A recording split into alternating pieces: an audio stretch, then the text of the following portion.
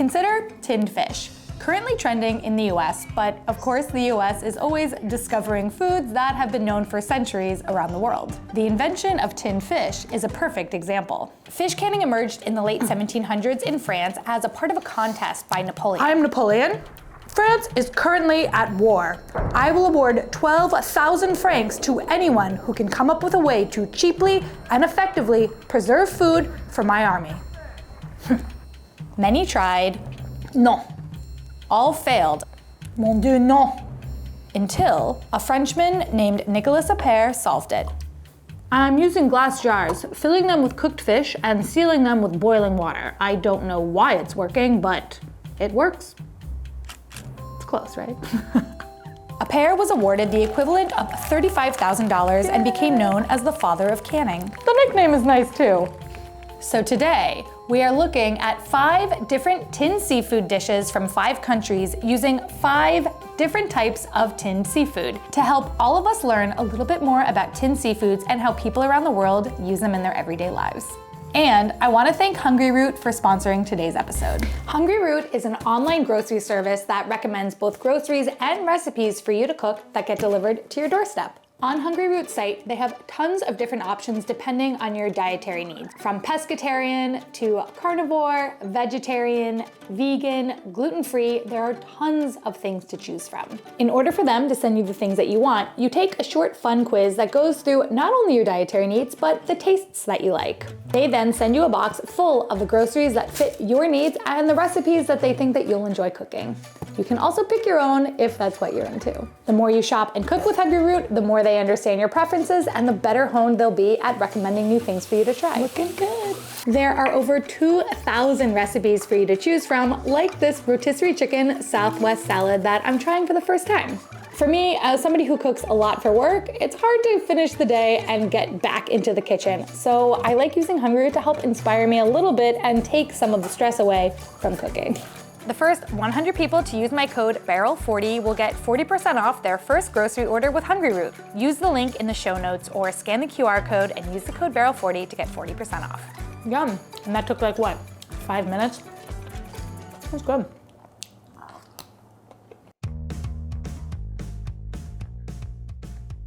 Hi Beryl, my name is Andie. I come from the French-speaking part of Belgium in a small town called Mons. The dish I want to talk about today is called Pêches au thon in French, which in English translates as peaches and tuna. Yeah, you heard that right. Peaches and tuna is a combination of peaches and syrup and canned tuna. It's made of simple and cheap ingredients. It has the sweetness of the peach and the saltiness of the fish, and then it combined to the creaminess of the mayonnaise. It's just a match made in heaven. Hot. Oh God, that's hot. I think most Belgian people know the dish and have tried it at least once in their lives. I don't even think I've ever done like egg and tuna together. And for many people, I think it's some kind of childhood memory. I honestly wouldn't have believed this recipe if I hadn't, I honestly wouldn't have believed this recipe if I hadn't gotten so many submissions for it. And it kept piquing my curiosity. Why can't I open this? Come on. I just to give into it. It's like the universe saying, don't combine peaches and tuna. But Belgian said to. Okay, hold on. I was like, this is the easiest recipe, but only if you can access the ingredients. I feel like a glass jar on the edge of a counter that's wet is the most unsafe. It's like too easy. It's too easy. Because for some reason that's a dish that children eat quite often, especially in the summer because it's quite refreshing. I have memories of my mom preparing pêches au thon when my friends would come to my house to play on summer days. And when I went to their place, their mom would make pêches au thon as well. And somehow I think it does connect quite well to Belgian culture and the Belgian spirit in the sense that it's quite surrealistic. It's something that you would not dream of mixing fruit and fish. Why would you do it? But someone did, and they were right. It works. I think tinned seafood has always been around here. I think it's less popular than fresh fish and seafood because we are close to the sea, but I think many people have a can of tuna or crab in their pantry, or sardines even. So why should anyone try a pêche au thon? I would say why not? Let yourself be surprised. Just try it and see for yourself. You won't be disappointed. There just was never a point in my life where when I was eating tuna fish, I thought, this needs more fruit. But it was just submitted so many times that I felt like I had no choice. So, Belgium, this better be good. I mean, it's not good. There's some really interesting texture going on here. Like the sweetness, it just like, it's not necessary for me, at least for tuna. It's not bad. But like, I don't think I would probably make this again on my own. I do like the idea of adding egg to tuna fish. That's something, for some reason, like it was either you're making egg salad or you're making tuna salad. That's where my mind went. You know, the Pêches, I truly wonder what the story is about the first person to do that. It's strange because I very easily could like keep eating this. I think that it's just about like, would I make it again? I think it's worth giving a shot. Like if you have canned peaches at home, I think like, why not try it? Because you might really be surprised. It's not necessarily my cup of tea. It's an interesting combo, for sure.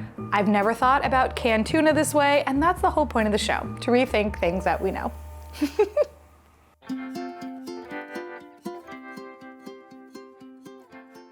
Hello, my name is Martine and I live in a rural town in the east of France. So this dish is a savory take on the very famous Tarte Tatin, which is an apple pie. This dish is an upside down pie. It means that we make the filling at the bottom of the plate, then you add the crust on top and you tuck the border. And when you want to serve it, you flip it upside down and it looks like a regular pie. It's delicious.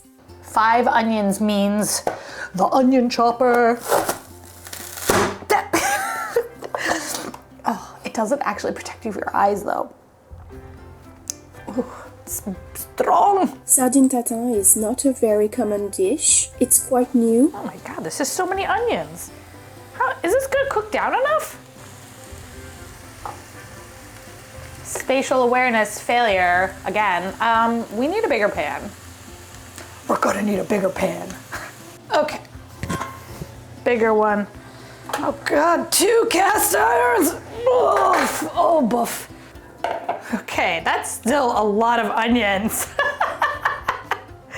I think it was invented about 5 to 10 years ago. We don't used to cook sardine that much in France. It's really a new take, both on the pie and on the sardine as well. I have lots of memories with sardine. It was a go-to meal when my mom didn't want to cook. We ate it almost straight from the can on a fresh piece of bread. It was delicious. I just realized I forgot to put puff pastry in the ingredients thing, so you need puff pastry, but check the description for the recipe.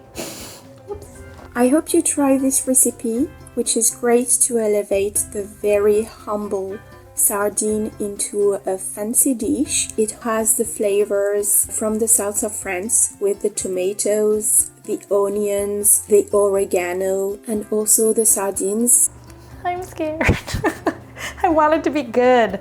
I need vindication from the last time I made like a French tart. The crust looks good. Flipping this is going to be the scariest thing that I have done in 2 weeks. So the game plan is Leia is gonna help me. Where's my thing? Where's your oven mitt? Yeah. We're gonna put a cutting board on top. We're gonna flip it. What is this flip? Okay. Got it. We did it, okay. All right. 1, 2, 3. And everything is gonna be perfect. It like half worked perfectly. There's only a little bit left. Oh. It makes quite a surprise that is still very hearty and great for sharing with family and friends. Well, that was very exciting. I'm ready to reap the benefits of my labor. That's pretty good. As somebody who has really recently grown to love sardines, this is really good. I think that sardines are definitely a fishier fish, but combined with all of the herbs and the onions and the tomatoes and the dough, it almost feels like a baked seafood dish. Like, it feels very fancy. And the ingredients were like pretty humble for the most part. Ooh, yum. The puff pastry is actually like really good. I don't do enough with puff pastry. I could not believe how that flipped like so well. It is definitely a two-person job. There's no way that you could do that on your own unless you did a smaller size, but we did it. Thanks, Leia. Considering that this was a French recipe and I don't have the best track record making French dishes, I feel like I did it. The one part that takes the longest is cooking down the onions, and I really think that you want to let them get dry. Otherwise, this tart will be way too wet and like the pastry will just soak through and like you're not gonna have a good time. Says the girl who's made this once successfully, so you can trust me. I think this definitely proves that like seafood from a can be elevated to a very kind of like fancy standard. You serve this at a party and people are gonna be impressed. You've got texture, you've got flavor. The French, I mean, look, the French, they know what they're doing.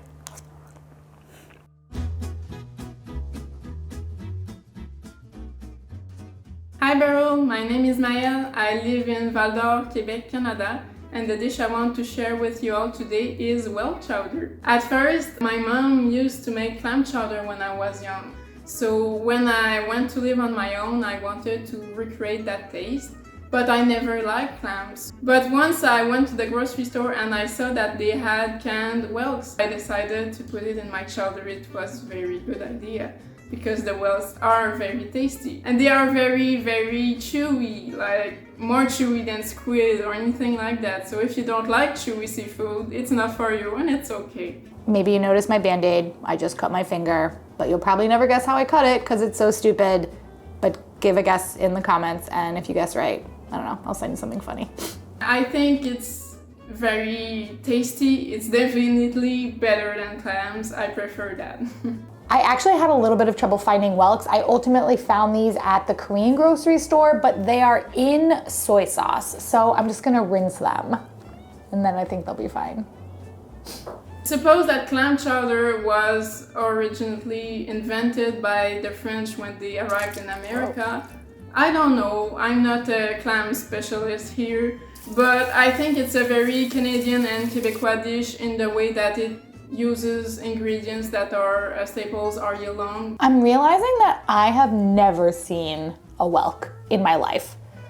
Like, this is a crazy looking animal. Kind of has like snail meets clam texture and vibes. We're gonna cut them up. Like most traditional Canadian food, it's just the pure flavor of the ingredients that shine through. I think Whelk chowder is definitely something special and unique. I don't think I've ever really stopped to wonder what clam juice is, but then when I was looking at the ingredients, it says here, ingredients, clam juice. Then in parentheses, extract of clams. What does that mean? I don't know if I want to know. But also, this is made from quahog clams, which quahog clams was my cue is for quahog clams in my New York City alphabet series, linking it below. That's cool. It's a dish that feels like you put a lot of effort in it, but it's almost cheating. It's so easy to make. I think you should try Whelk chowder because it's a very contrasting dish. Like the broth is very smooth and silky. Adding some corn. The corns are just a little explosion of sweetness. The potatoes in there are just so soft and they melt in your mouth. And in comparison to the whelks that are very stringy and bouncy and chewy, that have also a great texture. It's complementing each other so well. A little bit of it, you just want more until you're full. Bye bye, bon appétit.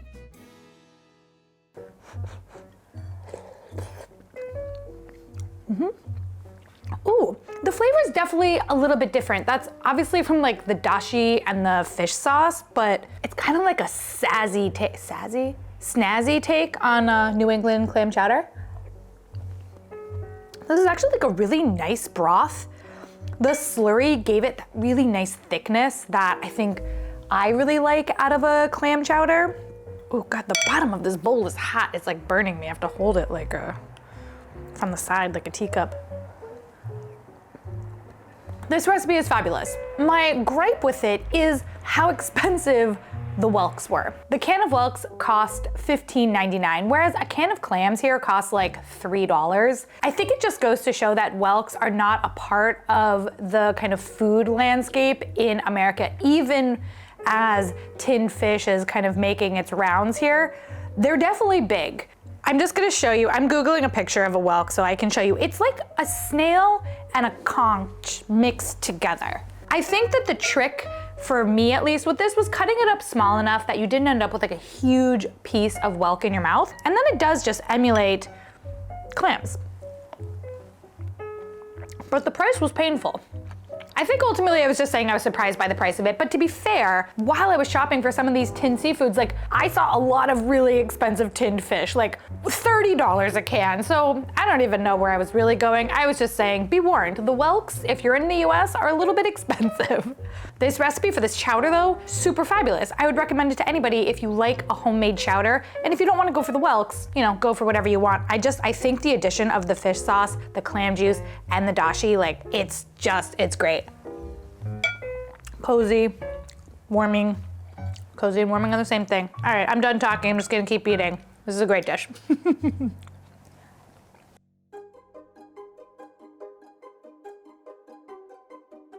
Hi Beryl, this is Giselle Gonzalez. I am a born and raised New Yorker, currently living in New Mexico. The dish that I'd like to share with you and your viewers is arroz con calamari, rice with cuttlefish in its ink. This dish takes me way back. When I was a kid, my mom would make it, we would poke fun at it because the ink would turn the rice black. It has a wonderful seafoody flavor. It's just filled with a lot of good umami. This recipe, everything's going into this one pot. This is so simple. It's so simple, I'm almost like unnerved by it. Okay. Even with the simplest ones though, you can mess it up. I shouldn't have said that. As a child, it took me a bit to get used to it, but it's delicious. Whoa. We do use tinned fish a lot in Puerto Rico and stateside. Wow. This is so dark. I don't think I've ever had like squid with its ink in a can. I've had just squid ink. This is cool. All right, rice.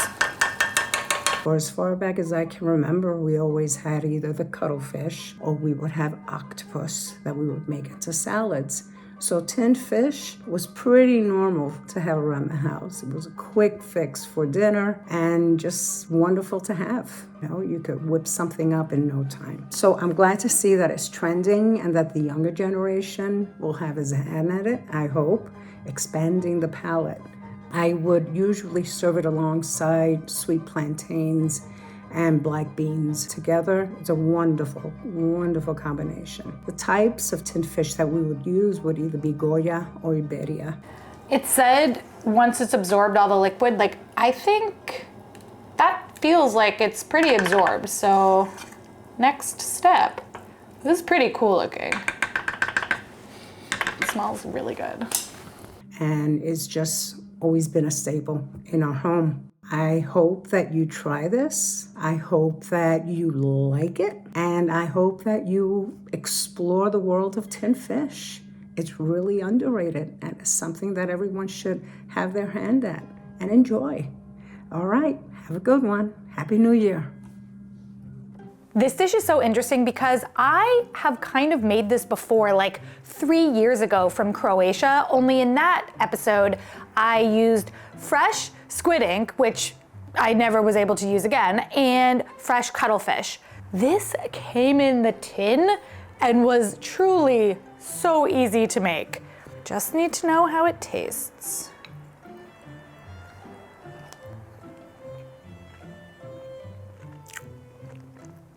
That tastes like restaurant rice.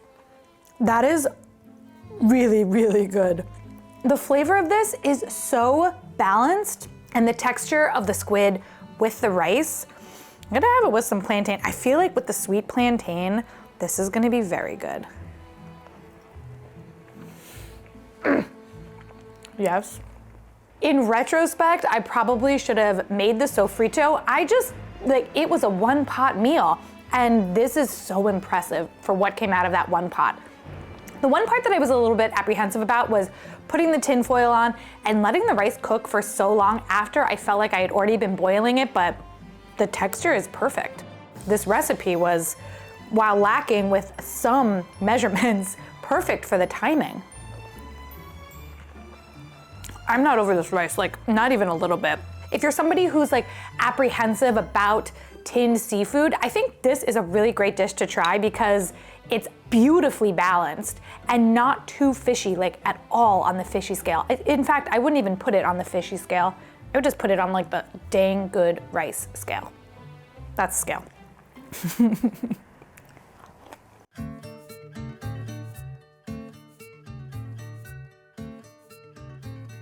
Hi, my name is Carlo and I live in Palermo, Italy. I want to share with you guys a simple and tasty spaghetti dish called pasta Muddica Atturrata, which means pasta with roasted breadcrumbs in English. Of course, this is not only pasta and breadcrumbs. It is a dish made of spaghetti seasoned with olive oil, garlic and salted anchovies, and topped with roasted breadcrumbs. What I like more of this dish is the taste of garlic and anchovies, but especially that sort of silky, smooth, yet crunchy texture given by the breadcrumbs. Because note that roasted breadcrumbs are put on top of the dish after cooking, not during the process. I'm gonna be honest, I don't love anchovies, so I'm kind of curious. I'm curious about this recipe. Maybe it'll make me like them. Maybe. This is a really specific Sicilian dish, more common in the Palermo area, northwestern Sicily. Now, I don't think there is any other similar dish in the Italian pasta tradition. Ooh, these are crisping up. Which makes it even more special to me. Wait, the kitchen smells so good. This dish isn't related closely to my family. Can you see that? It's kind of like, just like little now. Actually, as far as I can remember, I discovered it as an adult. Pasta is one of those things is that one serving of pasta? Seems like not enough, but then it's like, this seems like too much. All right, we're just gonna go with it. To conclude in a few words, this dish is easy, is tasty, and it brings the flavor of Sicilian tradition. Yeah, it was too much pasta. I just don't know how to measure, I guess. There are only a couple of foods that I tend to really not like, and anchovies are on there. I also don't really like cantaloupe and liver and bitter gourd, and I did make solo episodes on those, but I never got to anchovies. It just that was the one that I was like,